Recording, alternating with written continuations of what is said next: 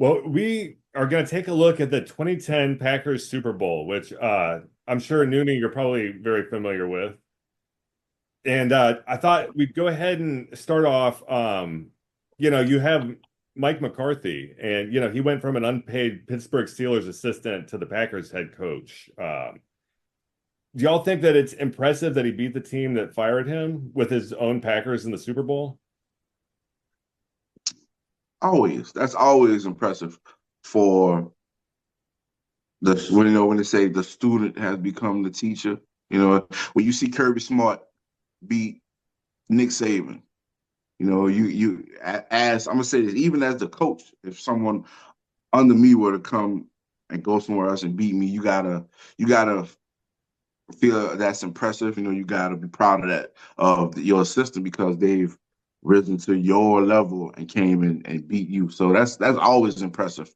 I mean, and that was impressive, of course. And Mike McCarthy's situation. Now when it comes to Mike McCarthy, I spoke on that last episode. I don't see McCarthy as that guy. I think Mike McCarthy just had an amazing team in 2010 where he had a great receiving core, had a great defense, a defense that created turnovers, and we won. But I also think that Mike McCarthy squandered away a lot more opportunities that we had in those future years with the Packers.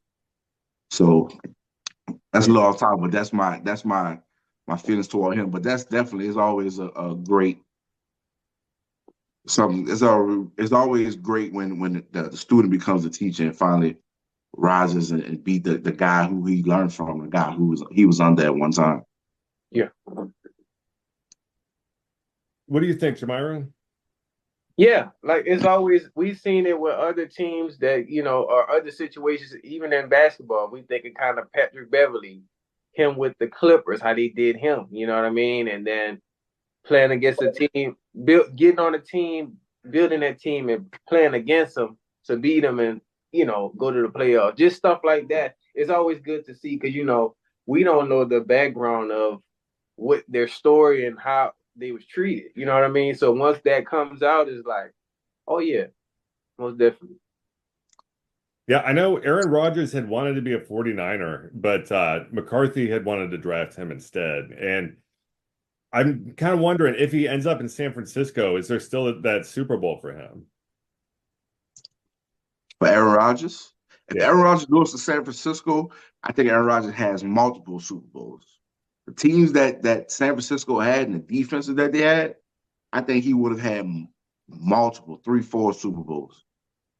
Yeah, because that you got to think about it. That's already an elite team. Like that team is already there with Aaron Rodgers' thought process, uh, and just how you play the game. It matches right with that team. That's yeah. He Yeah, doesn't have to build the team up. the 49ers were a very like consistent playoff team in those years. And they even went to Yeah. the Super Bowl just like 2 years later. So Mm-hmm. Right. interesting. And then also taking a look at that addition of Charles Woodson, I mean, that was major for Yeah. the Packers, I'm thinking. Yeah. Does it seem like, teams are sometimes just one piece away from a Super Bowl championship? Especially when it's quarterbacks. Especially when it's quarterbacks. Sometimes you see quarterbacks that come in. At prime example, Tampa Bay Bucks. They had James Winston, even though James Winston was strong for 5,000 yards and he was throwing for 30 touchdowns. So Tom Brady came in and showed that we don't need the 5,000. We need someone who's not going to give the ball away 30 times. If you can Right. come in and take 20 turnovers, you give me 10 interceptions out of 20 with the defense that I have, I can go to the Super Bowl. And Tom Brady did exactly that. Right. So sometimes like it is always is that one piece that you need, and just so happened, and that San Francisco conversation that you asked, San Francisco question.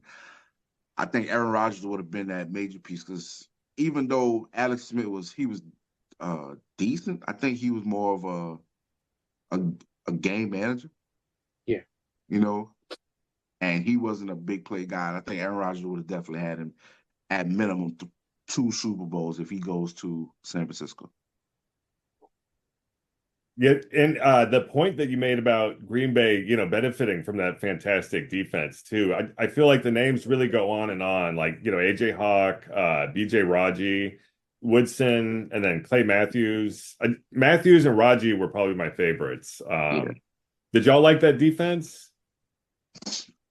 Oh I yeah. love it. I mean, so it was the smaller guys like Sam Shields. Sam Shields was like our nickel. Was one of the fastest. Was the fastest guy on the team. And I actually met Sam Shields before. Sam Shields played Miami. One of my friends played in Miami. And just to see him, like Sam Shields was a wide receiver. People didn't even know that.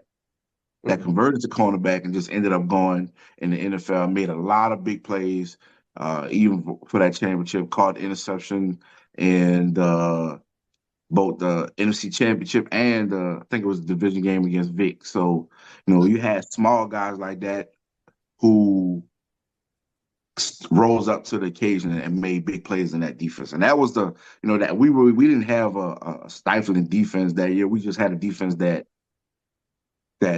created a lot of turnovers.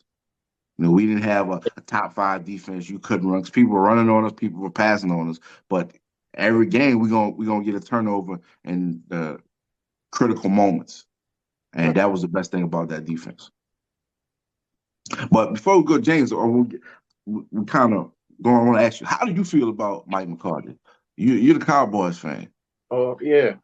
When I heard the rumors that McCarthy was going to possibly join the Cowboys, I was all for it. I said, he's got Super Bowl experience. I like his offensive play calling too, I guess, compared to Kellen Moore's, because I feel like Dak has had more success considering last year he was the MVP runner-up. It's going to be harder to keep that up for him this year. But in general, I like the changes that Mike McCarthy has made for the team. I feel like he's held back a lot by the owner and general manager, Jerry Jones. And I think in a lot of ways, maybe he was a good fit for the Cowboys because he wasn't going to maybe argue too much with the Joneses. Yeah.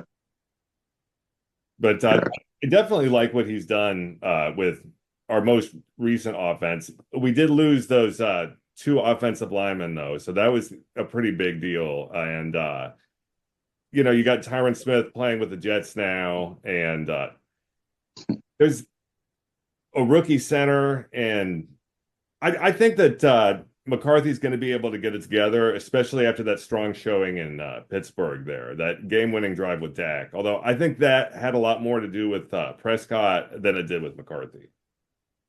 Yeah, because they were scrambling in that game, man. I mean, scramble for scramble. That was a game that, you got to be patient with, for sure.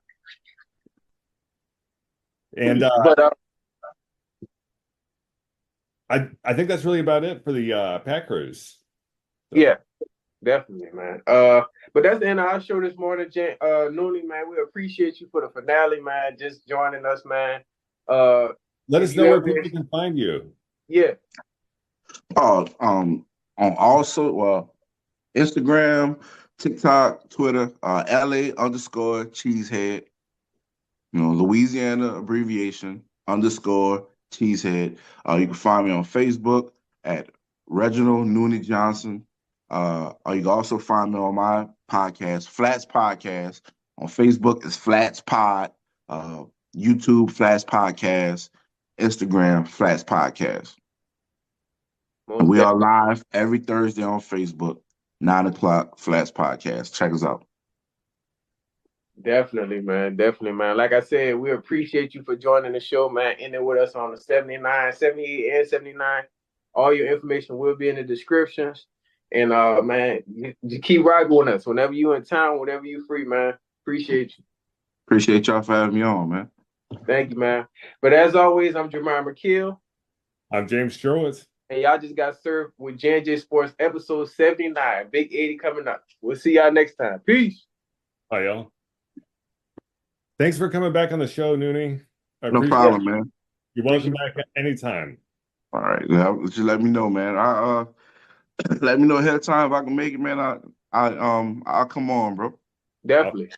All right. Appreciate y'all. J&J Sports coming to y'all with more in 2024.